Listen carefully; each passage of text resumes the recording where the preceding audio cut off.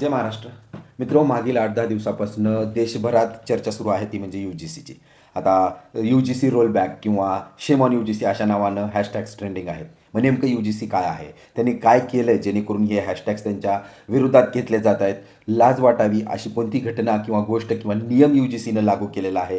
त्या नियमामुळं विद्यार्थी रस्त्यावरती आलेले आहेत आणि जर का थोडासा सखोल अभ्यास केला तर त्या विद्यार्थ्यांमध्ये जनरल कॅटेगरी म्हणजे सर्वसाधारण कॅटेगरीतले घटकातले विद्यार्थीच त्यामध्ये जास्त आक्रमक दिसत आहेत. मग असा काय नियम भारत सरकारनं किंवा मोदी सरकारनं, बी-जे-पी सरकारनं लागू केला यू-जी-सीच्या मार्फत, जेणेकरून हे सर्वसाधारण कॅटेगरीतल्या विद्यार्थ्यांसाठी जाचक ठरत आहे? याची सखोल चर्चा आपण करणार आहोत. सोबतच समजून घेऊया नेमकं यू-जी-सीचा नवीन नियम काय आहे आणि त्यामुळे सर्वसाधारण मुलांच्या शिक्षणावरती आणि त्यांच्या पूर्ण वातावरणावरती का फरक पडत आहे. यू-जी-सीनं एक नवीन नियम चालू केला आहे 14 जानेवारीपासून, ते म्हणजे अँटी डिस्क्रिमिनेशन रूल. आता या नियमामध्ये जर तुम्ही पाहिलं नावातच, तर अँटी डिस्क्रिमिनेशन आहे म्हणजे भेदभावाच्या विरोधातचा हा कायदा आणलेला आहे, नियम आणलेला आहे. सॉरी, कायदा नाही आहे. कायदा तर तुम्हाला पार्लमेंटमधनं पास करायला लागतो, पण एक नियम यू-जी-सीनं सुरू केलेला आहे, ते म्हणजे भेदभावाच्या विरोधातला नियम आहे अँटी डिस्क्रिमिनेशन. मग प्रथमदर्शनी पाहता तर हे चांगलंच दिसतंय, परंतु यामध्ये वाद का होतोय ते थोडंसं जाणून घेऊया. सर्वात अगोदर यू-जी-सी काय आहे ते मी थोडक्यात सांगतो. यू-जी-सी ही युनिव्हर्सिटी ग्रांट कमिशन आहे. कमिशन आहे, एक संस्था आहे, संयुक्त कमिटी आहे, ज्यामध्ये की त्यांना अधिकार आहेत. जर भारतात एखादी विद्यापीठ स्थापन होत असेल किंवा एखादं कॉलेज स्थापन होत असेल, तर त्यांना जर भारतात त्यांचे ॲडमिशन्स घ्यायचे असतील, त्यांचे कोर्सेस त्यांच्यामार्फत चालवायचे असतील, तर यू-जी-सीची ह्या कमिटीची तुम्हाला परवानगी असणं गरजेचं आहे. यू-जी-सी मेक शुअर करतं की तुम्ही सगळे नियम, अभ्यासक्रम असेल, इन्फ्रास्ट्रक्चर असेल, तिथले फॅकल्टीज असतील, सगळ्या गोष्टी ह्या म्हणजे केंद्र सरकार किंवा देशातले जे काही नियम आहेत त्याला बांधील राहून तुम्ही ते पालन करतात का, आणि जर तसं करत असाल तरच तुम्हाला तुमचे जे काही कॉलेज आहे किंवा विद्यापीठ आहे त्याला ग्रांट दिला जातो की बाबा तुम्ही हे शिक्षण तुम्ही विद्यार्थ्यांना देऊ शकता. मग ही यू-जी-सी एक गव्हर्निंग बॉडी आपण म्हणतो, जे ताब्यात करते की जे कंट्रोल करते शिक्षण संस्थेवरती किंवा एखाद्या विद्यापीठावरती. मग आता ह्या यू-जी-सीची स्थापना ही 1956 पासून झालेली आहे आणि त्याचे वेगवेगळे कार्य आहेत, हे केंद्र सरकारच्या अधीन राहून काम केली जाते. मग आता थोडंसं पार्श्वभूमी बघूया की यू-जी-सीनं हा अँटी डिस्क्रिमिनेशन रूल का लागलेला आहे. याची कथा अशी सांगते की रोहित वेमुला नावाचा एक विद्यार्थी होता, जो हैदराबाद युनिव्हर्सिटीमध्ये शिकत होता. ही गोष्ट आहे सन 2016ची, ज्यामध्ये की हैदराबाद युनिव्हर्सिटीमध्ये शिकत असलेल्या रोहितनं त्याच्याच हॉस्टेलमध्ये फाशी घेऊन आत्महत्या केली. आता आत्महत्याचं कारण असं सांगितलं जातं की तो एका वेगळ्या कॅटेगरीचा, जातीच्या प्रवर्गातला होता आणि त्या प्रवर्गामधनं म्हणजे थोड्याशा नीच जातीच्या प्रवर्गातला असल्यामुळं त्याचे सिनियर्स किंवा त्याच्या वर्गामध्ये त्याचा भेदभाव केला जायचा आणि या भेदभावाच्या आधारावरती त्यांनी आत्महत्या केली. परंतु त्या प्रकारे जेव्हा सखोल चौकशी करण्यात आली, इन्व्हेस्टिगेशन झाले, तर त्याबद्दल कसलंच तथ्य सापडले नाही आहे किंवा चिठ्ठीही तशी सापडली नाही. परंतु वाद भरपूर झाला आणि शेवटी हे असं सांगण्यात आलं की जातीय भेदभावाच्या आधारावरती त्याला, त्या कारणामुळं त्याला आत्महत्या करावी लागली. आता हे तर तशा तर बऱ्याच साऱ्या आत्महत्या झालेल्या आहेत, पण जे चर्चेत आल्या किंवा जे मीडियासमोर आल्या त्यापैकी हे एक होतं. त्याच्यानंतर पायल तडवी नावाचं एक प्रकरण आहे 2019चं. आता ही पायल तडवी ही BYEL नायर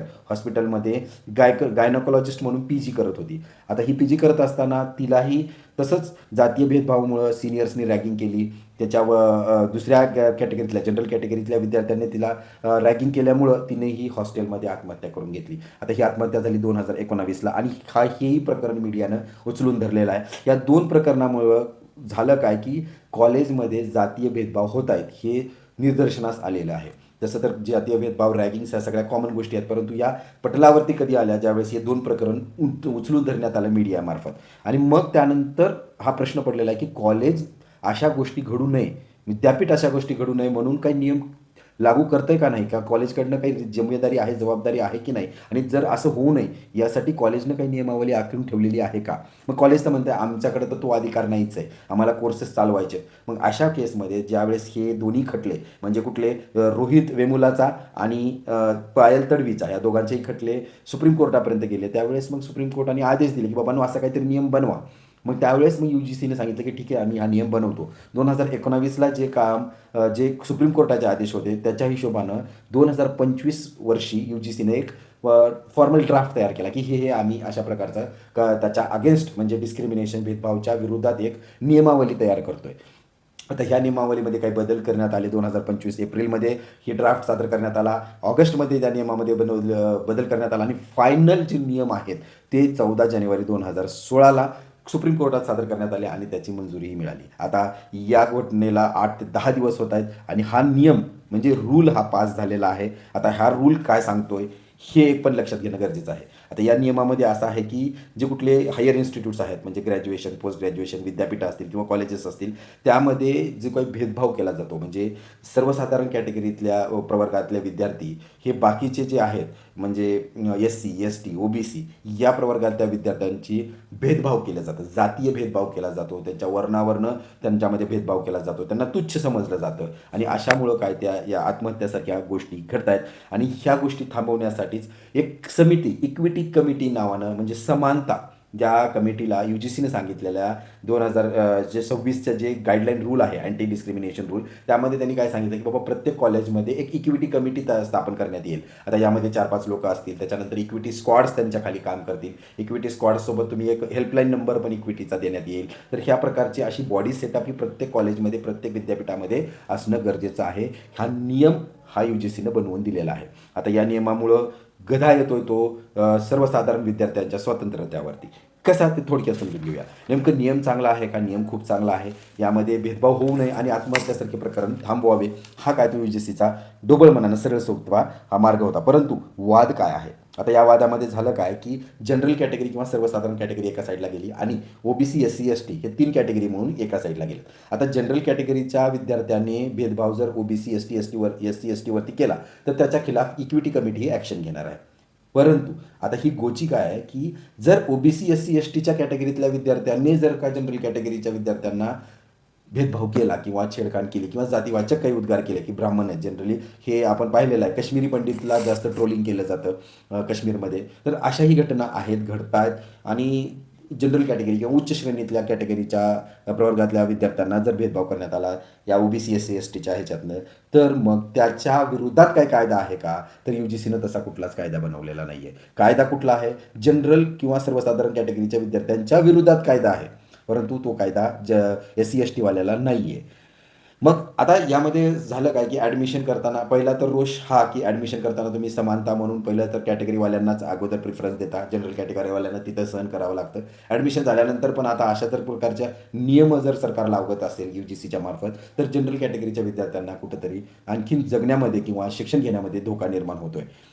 आता UGC ग्रांट कमिशननं, युनिव्हर्सिटी ग्रांट कमिशननं त्यांच्या बचावासाठी कोणत्याही उपाययोजना केलेल्या नाहीत. जनरल कॅटेगरीच्या बचावासाठी कुठल्याच उपाययोजना केल्या नाही आहेत. याचं थोडक्यात उदाहरण सांगायचं झालं म्हणजे ॲट्रॉसिटी. आता ॲट्रॉसिटीमध्ये काय होतं की निश्च जातीच्या प्रवर्गाच्या लोकांनी जर का तुम्हाला म्हणजे कोर्टामध्ये किंवा पोलीस स्टेशनमध्ये कंप्लेंट केली की यांनी मला जातीवाचक शिवगाळ केली, डायरेक्ट तुम्हाला अगोदर अटक केली जाते आणि त्याच्यानंतर तुमची छाननी केली जाते किंवा तुमची जी काही चौकशी आहे ती केली जाते. परंतु कोर्टानं याबद्दलही वेळोवेळी सांगितलेलं आहे की अशा प्रकारचे जर गुन्हे दाखल होत असतील तर पूर्वी अटक करण्याच्या पूर्वी तपासणी केली पाहिजे. खरंच काय झालेलं आहे का त्याचा पुरावा असेल तरच अटक करा. परंतु तसं कुठेही होताना दिसत नाही आहे. मग त्याच धर्तीच्या आधारावरती उद्या जर SC, ST कॅटेगरीचा एखादा विद्यार्थी उठला आणि म्हटला की जनरल कॅटेगरीच्या विद्यार्थ्यांनी मला असं असं केलेलं आहे, मग ते केलेलं नसेलही, त्याची पर्सनल खुन्नस असेल, एखाद्या वर्गात एखाद्या जनरल कॅटेगरीचा विद्यार्थी खूप शिकतोय, पुढे जातोय आणि SC, STचा विद्यार्थी थोडंसं कुठंतरी मागं पडतोय आणि मग अशा वेळेस त्याचं मनोबल वाढवण्यासाठी त्याचे जे काही SC, ST कॅटेगरीचे मित्रवर्ग आहेत त्यांनी एखादी कंप्लेंट जर टाकली जनरल कॅटेगरीच्या विद्यार्थ्याच्या विरोधात तर त्याला त्याचे पुन्हा इक्विटी कमिटीला उत्तर देत बसावं लागेल. कदाचित त्याच्यातनं जर तो दोषी आढळला तर त्याला विद्यापीठातनं काढून देण्यात येईल, त्याला त्याची डिग्री मिळणार नाही. तर अशा प्रकारे सर्वसाधारण कॅटेगरीतल्या मुलांना या अँटी डिस्क्रिमिनेशन रूलचा धोका हा होत आहे. आता एकीकडं तर हे नियम जे UGCनं आणलेले आहेत ते केंद्र सरकारच्या अधीन आहेत. मग आता सर्वसाधारण कॅटेगरीचे विद्यार्थी असतील किंवा त्या काही संस्था असतील त्यांचं म्हणणं हे आहे की आम्हाला तुम्ही ग्राह्य धरलेलं आहे का? म्हणजे जनरल कॅटेगरीला सरकारनं BJPनं ग्राह्य धरलं आहे का? कारण BJP आता कुठंतरी जनरल कॅटेगरीजला आपलंच वोट बँक समजते आणि त्याच्या सोबत तुम्हाला बाकीचे OBC पण पाहिजेत, SC पण पाहिजे, ST पण पाहिजे. त्यांच्यासाठी तुम्ही बऱ्याच साऱ्या सुविधाही दिल्यात आणि आता शिक्षणामध्ये पण अशा प्रकारे तुम्ही त्यांच्यासाठी वातावरण चांगलं करताय हे चांगलीच गोष्ट आहे. परंतु आमच्या विरोधात जर ते वातावरण होत असेल तर आम्हाला कुठंतरी आवाज उठवणं गरजेचं आहे. आता हे झालं त्यांचं म्हणणं म्हणजे जनरल कॅटेगरी असेल किंवा SC, ST यांच्यासाठी OBC या 3 प्रवर्गासाठी तर हा उत्तमच निर्णय आहे. ते कधी याच्या विरोधात येणार नाहीत. परंतु आज देशाला जी गरज आहे ती म्हणजे एकत्र येण्याची. आणि अशा नियमामुळं जर विद्यार्थी जीवनातच आपल्यामध्ये अशा जातीवाचक भाव निर्माण होत असेल आणि त्याच्यामुळं जर दुरावा निर्माण होत असेल तर देशाला पुढं भवितव्य अवघड जाणार आहे. आपण पाहतो की एकत्र येऊन जर आपण काही देशात घडवू शकलो आणि विद्यार्थी जर ज्या ठिकाणी शिक्षण घेतात तिथं त्यांना जातीचं शिक्षण न देता जे पाहिजे ते शिक्षण जर मिळालं तर ते त्यांचं भविष्य उज्ज्वल करू शकतात आणि देशाचंही भविष्य उज्ज्वल होतं. परंतु जे समाजाला आज विभागण्याचं काम होत आहे या नवीन नियमामुळं आणि त्याच्यामुळं जर का समाज वेगळ्या दृष्टिकोनातून वेगळ्या वाटचालीकडे चालत गेला तर त्यामुळं पुढं देशाचंही भविष्य विद्यार्थ्यांच्या भविष्यासोबत धोक्याचंच ठरणार आहे. आपल्याला काय वाटतं? आपलं काय मत आहे? या UGCच्या नवीन नियमामध्ये आणखीन काही बदल केले पाहिजेत का? सर्वसाधारण कॅटेगरी प्रवर्गातल्या विद्यार्थ्यांच्या सुरक्षिततेसाठी आणखीन काही उपाययोजना UGCने केल्या पाहिजेत का? की आज जे काही रस्त्यावरती विद्यार्थी उतरलेले आहेत आणि आंदोलन करतायत, हे कुठं थांबणार आहे का? याबद्दल तुमचं काय मत आहे? तुम्ही कमेंट बॉक्समध्ये नक्कीच कळवा. आणि परत एकदा तीच विनंती, अशाच नवनवीन अपडेटसाठी चॅनलला सबस्क्राईब करायला विसरू नका. धन्यवाद.